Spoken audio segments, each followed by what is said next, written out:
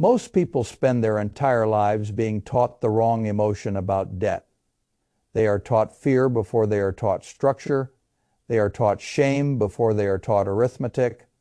They are taught to see every loan as a chain, every payment as a moral burden, and every borrower as somebody who failed to wait. I understand why people were taught that way. Most debt in ordinary life is used badly. It is used to consume. It is used to impress. It is used to ease impatience. It is used to buy cars that decline, vacations that vanish, kitchens that need admiration to justify themselves, and lifestyles that quietly require next month's paycheck to stay alive. That kind of debt deserves caution. Sometimes it deserves disgust, but I have always disliked broad statements that flatten reality into something emotionally satisfying and mathematically wrong. Debt is not one thing. It is a category. Inside that category are obligations that weaken the borrower, obligations that are manageable, and obligations that can, in the right hands, become instruments of expansion. That distinction is where wealth begins. If I had to point to one dividing line between people who spend their lives working for money and people who slowly learn how to make money work for them, it would not be raw income. It would not be intelligence alone. It would not even be temperament. Though temperament matters enormously, it would be this. One group borrows to consume. The other borrows to control. The first group uses debt to pull tomorrow into today. The second group uses debt to acquire something that can keep producing tomorrow without asking for their labor each time. The first group becomes smaller with every monthly payment. The second group can become larger with every monthly payment, provided the thing being purchased actually earns. This is why I have never been interested in lazy conversations about debt. The important question is never only how much do you owe. The important question is, what did the borrowing buy you? What does that thing now do for you? And what is the spread between what the capital costs and what the capital can earn? If a person borrows to buy a liability, the debt usually becomes a slow leak in the future. If he borrows to acquire an asset that throws off cash, appreciates sensibly, or allows him to control a larger productive base than he could have reached with cash alone, the same bank that ruins one man can quietly finance the expansion of another. That is not magic. That is simply capitalism observed without sentimental fog. I have spent a lifetime watching people confuse the container with the contents. They do it with stocks, they do it with houses, they do it with businesses, and they do it with debt. They say debt is bad. What they often mean is that bad borrowing is bad. Of course it is. A credit card balance at 20% used to finance dinners, gadgets, and emotional spending is financial poison. A payday loan is not leverage. It is desperation packaged as temporary relief. A giant car payment used to display success to strangers is not a strategy. It is ego financed monthly. I have no praise for those things. But if a man can borrow on fixed terms to buy a piece of productive property, a business, a revenue-generating machine, or some other asset whose cash flow and appreciation potential sensibly outrun the cost of capital, the moral sermon about debt has become less useful than a pencil. This is where most people make their first large mistake. They borrow for ego and tell themselves they borrowed for utility. I have seen this endlessly. A person looks at a more expensive car and says he needs it. He looks at a vacation and says the family deserves it. He looks at a larger home and says the children need the space. Sometimes there is some truth hiding inside those sentences. Truth is what makes them so dangerous. A complete lie is easier to reject. A half-true sentence can cost you 15 years. If the thing being financed does not pay you, defend you, increase your productive reach, or improve the economics of your future in some measurable way, then the debt is very likely serving vanity more than strategy. The cash flows tell the truth before your emotions do. That is why I keep returning to one simple test. When you borrow, does the monthly payment come out of your labor, or can the acquired asset carry some meaningful portion of the burden itself? If the answer is that the payment must be fed entirely from wages and the financed thing declines in value or produces nothing, then you are not using leverage. You are financing consumption. That distinction matters more than almost any slogan you were taught growing up. Now, let me go one layer deeper. The rich do not become rich merely because they borrow. That is another misunderstanding. Borrowing by itself proves nothing. I could hand an idiot a large credit line, and he would still be an idiot, only faster. Debt does not create intelligence. It magnifies the structure already present in the operator. If you are disciplined, it magnifies discipline. If you are sloppy, it magnifies sloppiness. If you are patient, it can compress time in your favor. If you are greedy and theatrical, it can compress disaster. That is why I care so much about leverage and risk. Leverage is simply control purchased with other people's money. That is all it is. And because it allows you to control something larger than your own equity would buy outright, it changes the time structure of wealth.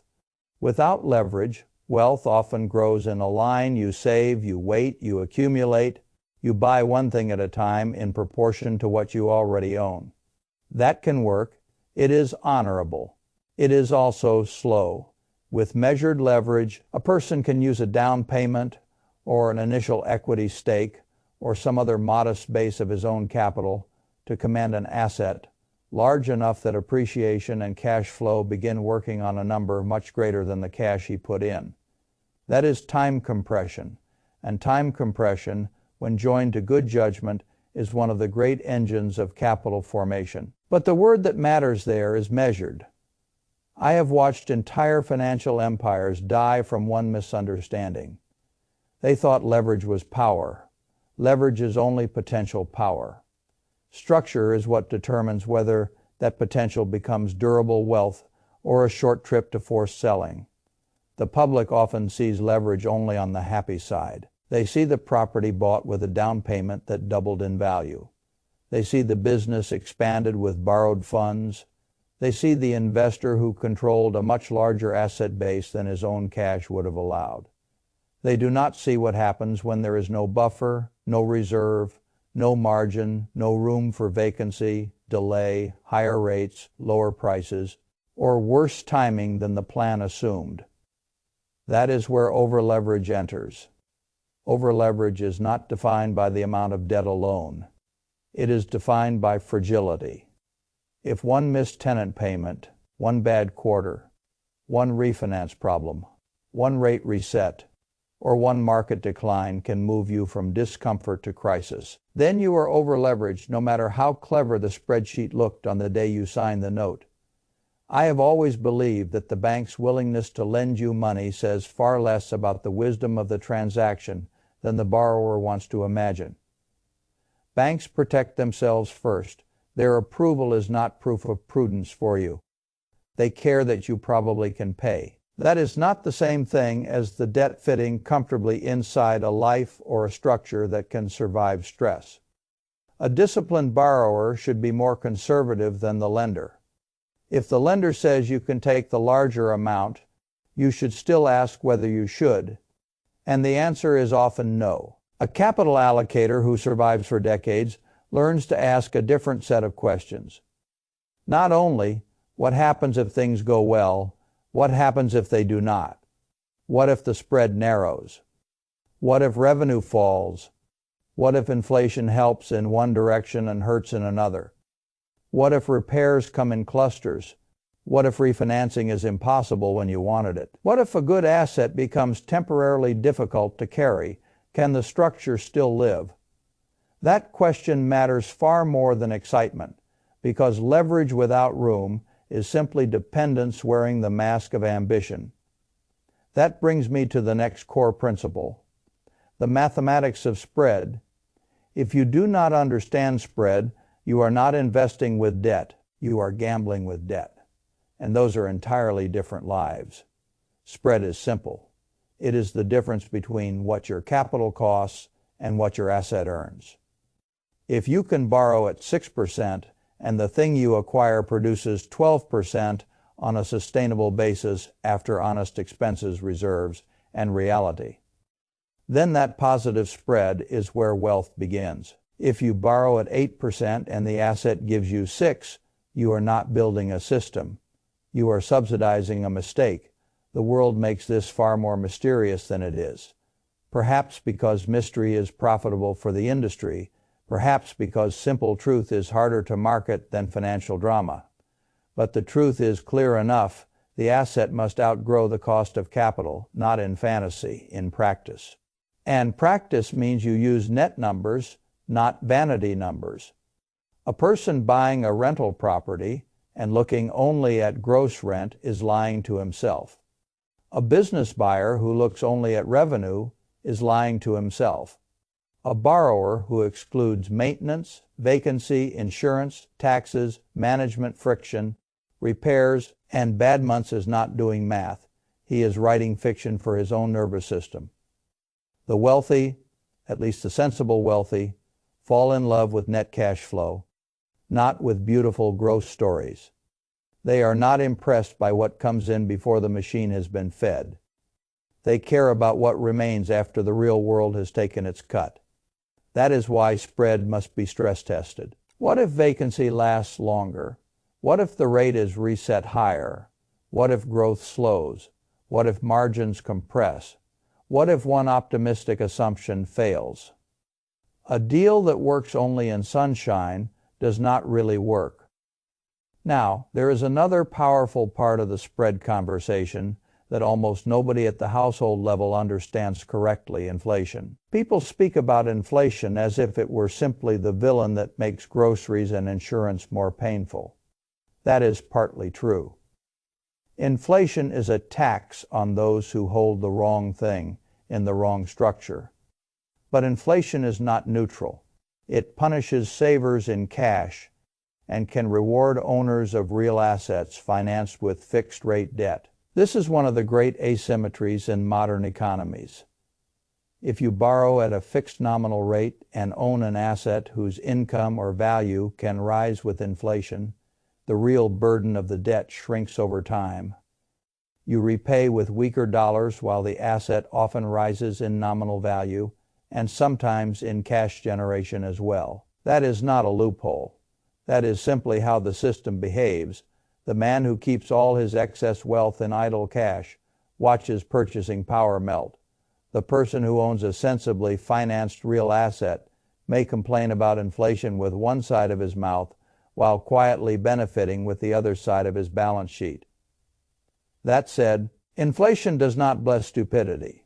A bad asset does not become a good one simply because the measuring stick weakens. Variable rate debt can turn inflationary stress into payment pain. Cash flowless speculation can still collapse. Weak businesses can still fail. What matters is structure.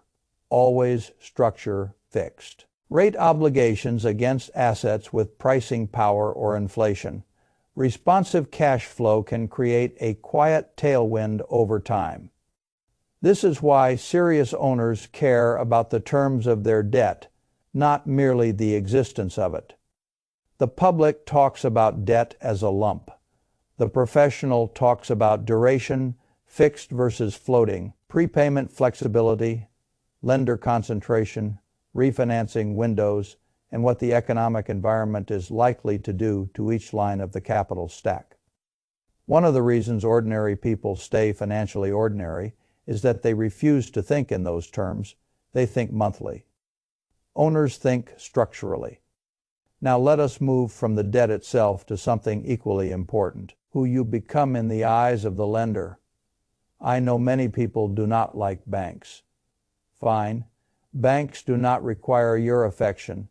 They respond to risk, documentation, profile, reserves, track record, and behavior. And one of the most interesting transitions in financial life occurs when you stop walking into a bank asking timidly whether you might be approved and begin structuring your affairs so that lenders are inclined to compete for your business.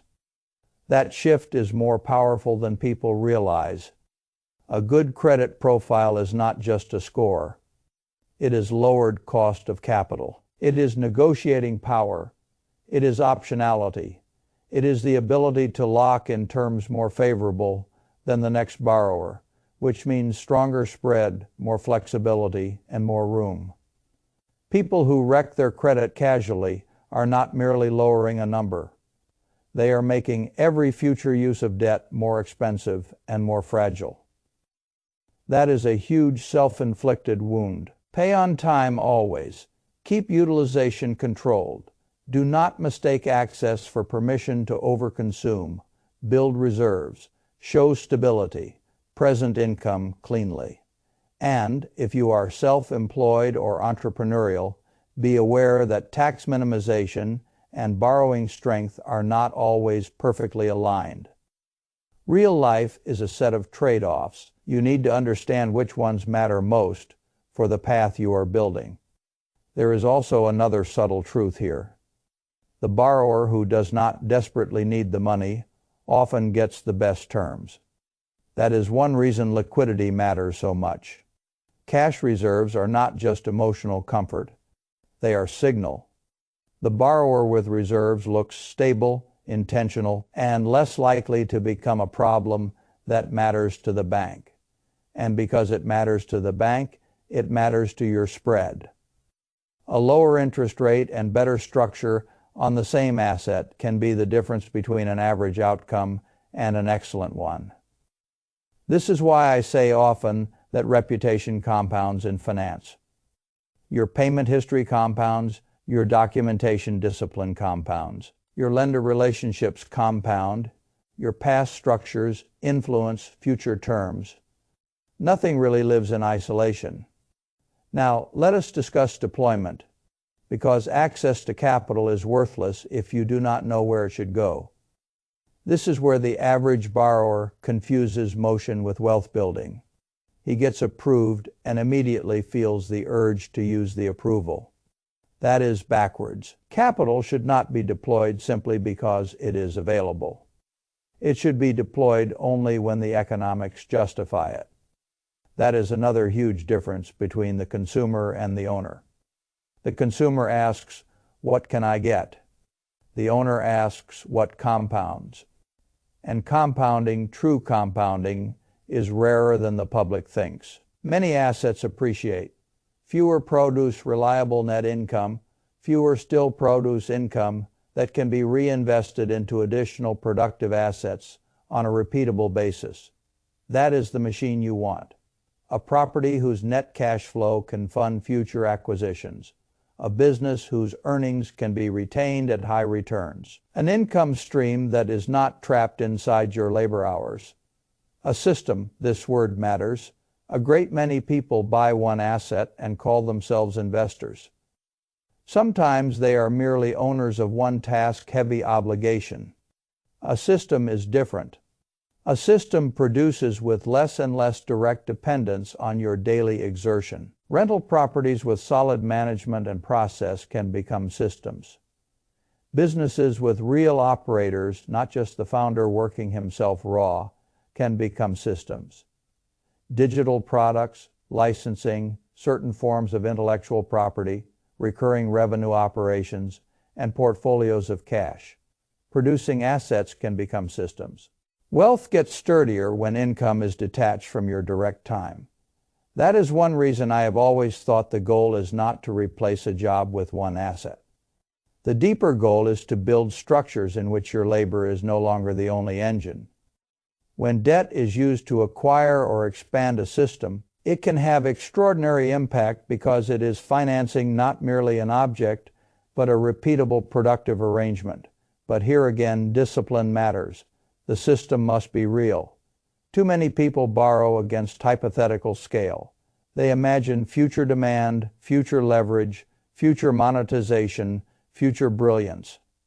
I prefer proven economics. Borrow to expand what already shows signs of productive life, not what flatters your imagination.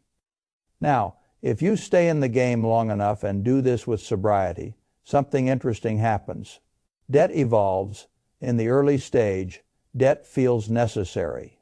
You use it to enter markets, compress time, and gain control of assets you otherwise could not reach. In the middle stage, debt becomes something to optimize. You refinance, you lower cost, you improve terms, you extend wisely, you increase cash flow where you reduce fragility in the later stage. Good debt becomes optional. That is a beautiful transition. Not because debt has become evil, because you no longer require it for survival or growth in the same way. You can carry it if the spread justifies it. You can eliminate it if peace matters more than expansion.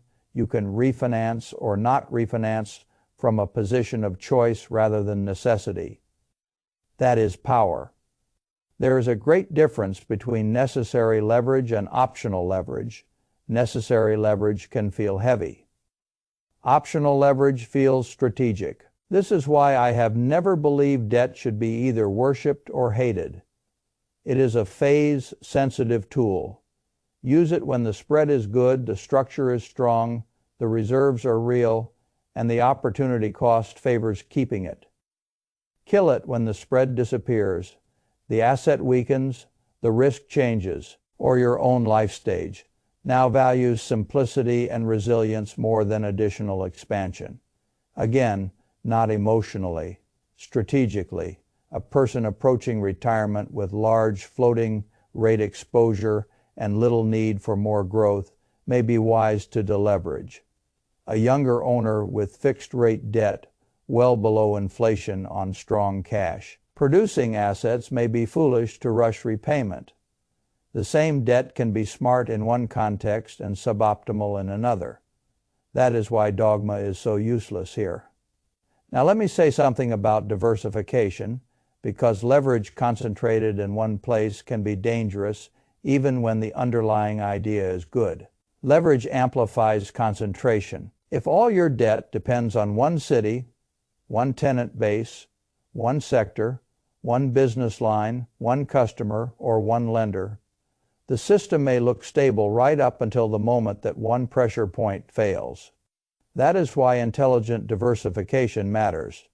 Not random diversification, not owning everything simply to calm yourself. Strategic diversification, different revenue streams, different timing structures, different debt maturities, sometimes different lenders, sometimes different asset classes whose cash flows respond differently to the same environment. This is not about cluttering your life with complexity. It is about refusing to let one shock destroy the whole structure. The wealthy often do not collapse because they saw the future perfectly. They survive because they were not overexposed to one fragile path. That is an underrated kind of intelligence. There is also a timing dimension to all this that people misunderstand badly. The public is obsessed with timing the market. Should I wait? Should I enter? Are rates too high? Will valuations be better later? These questions matter less than people think, if the structure is right. You cannot perfectly time cycles. What you can do is time your structure. You can lock fixed debt when it is sensible. You can keep reserves when others are overeager. You can expand in stages instead of in one dramatic burst. You can refuse deals that require perfect conditions. You can prepare in advance so that downturns become opportunity rather than threat. That is timing your structure. And it is much more powerful than pretending you can time every macro turn. The market will do what it does. Rates will move. Headlines will swing from hope to panic and back. If your leverage only works in calm conditions, you have built something weak. If your leverage can survive volatility, you have built something intelligent. That is the standard. And eventually, if you persist, you reach something beyond growth itself. I call it financial sovereignty. This is the stage where you no longer require permission for ordinary life. Your assets produce enough. Your debt is controlled enough. Your reserves are strong enough. Your obligations are reasonable enough. Your system has enough margin that a bad quarter, a bad tenant, a bad year, or a market scare does not place your dignity at the mercy of an institution. That is what most people think they want when they say they want to be rich. They do not really want a number. They want sovereignty. They want to stop asking permission. Permission from a boss, permission from a lender, permission from the calendar, permission from the next bill. That is what a well-constructed financial life eventually buys. Not luxury necessarily, not applause, room. And room is one of the rarest and most profitable assets in the world. Now I want to end on the most important point, because without it, everything else becomes dangerous. Your identity will either protect your structure or destroy it. Numbers alone do not determine whether leverage works. Psychology matters. If your ego is larger than your discipline, leverage will expose you. If you need to look successful before you are structurally strong, leverage will expose you. If you cannot tolerate volatility, cannot delay consumption, cannot separate status from ownership, cannot resist comparing yourself with other people, then debt will not make you powerful. It will make you emotional. And emotional leverage is one of the fastest routes to collapse I know. You must become calm around money. Not timid, not numb calm. Debt is arithmetic. It is not glory. It is not shame. It is not identity. It is a tool that can be used to finance your future or consume it. That is all. The rich are not magical. They simply understand this earlier and behave as though the distinction matters every day. They borrow to acquire, they calculate spread, they stress test downside, they respect fixed rates in inflationary worlds, they build reserves, they cultivate borrowing strength, they deploy into compounding machines, they know when to hold debt and when to kill it, they diversify enough to survive. They structure first and time second. They use leverage to build systems, not just income. And eventually they reach the point where debt is no longer a necessity, but a choice. That is the path, not glamorous, not morally dramatic, just rational. If you want to break out of ordinary financial life, you do not need secret tricks. You need a better distinction. Stop asking whether debt is good or bad. Ask whether this debt buys production or pretense. Ask whether the spread is positive and durable. Ask whether the structure survives stress. Ask whether the debt leaves you stronger or merely busier. Ask whether you are building sovereignty or financing ego. Once you start asking those questions honestly, the banking system no longer feels like a predator's maze. It becomes what it always was for the informed. A fuel source. Fuel is not evil. It simply matters what you are powering. That is the whole lesson. If you power consumption, the loan will eat you. If you power acquisition, control, and compounding, the same loan can change your life. Very few people ever learn that distinction deeply. The ones who do rarely see debt the same way again.